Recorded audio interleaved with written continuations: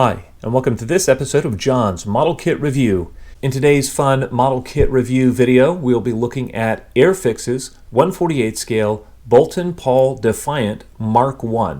This is Airfix kit number A05128. A brief history of the Defiant.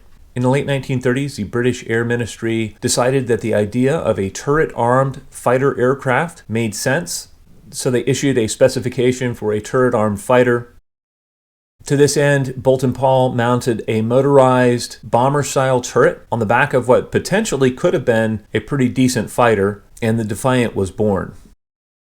Though the Defiant saw some limited success in the early stages of World War II against the Me-109 fighters, that's only because the pilots of the 109s thought that the Defiants were Hurricanes, and they weren't expecting fire from the rearward-facing turrets. After the initial success of the Defiant, it was quickly shown to be ineffective in fighter versus fighter combat, and it was relegated to the role of night fighter and bomber interceptor. The Defiant was powered by the Rolls-Royce Merlin engine, and although it looks like a large aircraft, the Defiant is actually about the same size as the Hawker Hurricane. In this review, we'll be looking at the built-up kit. We'll also be looking at the kit instructions and going through those and highlighting any areas of concern or difficult spots in construction. We'll take a look at any aftermarket parts that I used in this build. We'll look at the interior detail on the aircraft, and we'll also talk about the transparency and fit of the clear parts. We'll actually talk about the turret feature on this aircraft.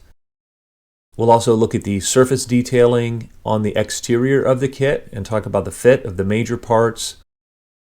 We'll look at the painting and marking guides and what marking options come in the kit. We'll talk about how the decals themselves behaved during the build. We'll also look at the detailing on the smaller parts like landing gear and gear doors. And I'll be giving my conclusions at the end. And we'll be attempting to answer the question, is Airfix's Defiant Mark I the best Defiant model kit available in 1/48 scale? Looking at the kit instructions, I typically go through the entire kit and all the construction steps, but Airfix on this particular kit has broken the construction down into over 70 steps of construction. I'm not going to go through all of those. The construction steps and instructions on this kit are very clear. It's a very easy kit to build. To be honest, there's only really one area of construction to watch out for, and we'll get to that in just a little bit here.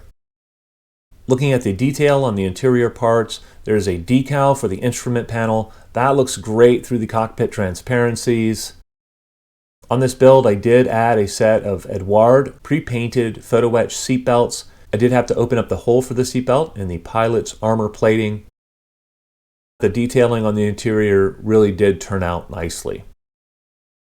Construction continues, and in step 16, we're installing the support ring for the turret. You want to take your time on this part and get it right, follow the instructions. The rest of the fuselage and wing assemblies go very smoothly. There are no problems in construction or major fit issues to be concerned about. And that brings us to the construction of the turret assembly. As you can see, the turret assembly and cockpit transparencies take up 2 full pages of the instruction booklet. You really want to take your time here, get these small parts right. And what you want to be able to do is to set the turret in place and have it sit down on the turret ring in the fuselage easily. And so you may have to trim a couple of parts in the turret assembly, and you may have to do a little bit of sanding on the turret ring in the fuselage, but you want to get this correct before paint, and you want to make sure it's just a drop-in, easy fit. It took me a little bit of trimming and a little bit of fitting, but I made sure everything worked before paint, and after paint, I was able to simply install the turret in place, and it slipped right in. Because the masking of this kit was going to be a little bit on the complex side, I decided to do myself a favor and just get the Montex masks for the kit.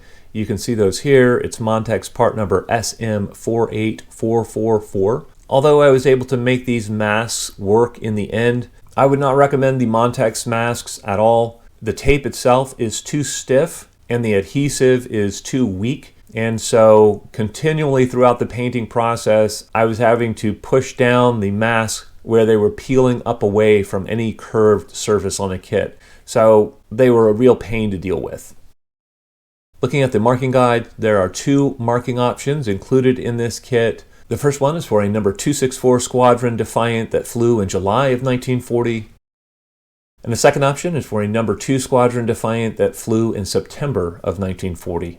Both options are the dark earth and dark green over beige green. I went with the first marking option, and the decals themselves behaved beautifully. They settled into the panel lines. I didn't have any issues with them silvering, and I'm very happy with the way they turned out on the finished kit. Looking at the detail on the landing gear and the gear door and some of the other smaller bits, this is where this kit is somewhat clunky. These parts aren't particularly well detailed, and they all seem to be a little bit on the thick side. If we look at the surface detailing on the kit, it does have some engraved panel lines, but the surface detailing is honestly a bit sparse. You can see in this photo, I've actually added some structural detail with pastels in order to enhance the surface detail on the kit. The fit on the major parts of this kit was excellent. I did not have any fit issues during this build. In conclusion, is this 1/48 scale Airfix Defiant the best Defiant kit currently available? Well, this kit released about the same time as the Trumpeter kit. I think this kit has some areas on it that are better than the Trumpeter kit, and I think the Trumpeter kit is better in some areas as well. I do like the more subtle fabric detail on the ailerons and on the control surfaces of the Airfix kit. My only complaints with this Airfix kit are the clunkiness of some of the smaller detail parts and the lack of surface detail on the kit itself. Due to the somewhat fiddly nature of the turret itself and masking that, I would recommend this kit to modelers with some experience. I'm very glad to have a mainstream kit of this cool looking, if somewhat weird fighter aircraft, and the finished kit really does look nice on the shelf. Well, I'd love to know what you guys think. If any of you have built Airfix's Defiant Mark I in 1/48 scale, please feel free to share in the comment section below. As always, I hope you found this video entertaining and informative, and until next time, model on.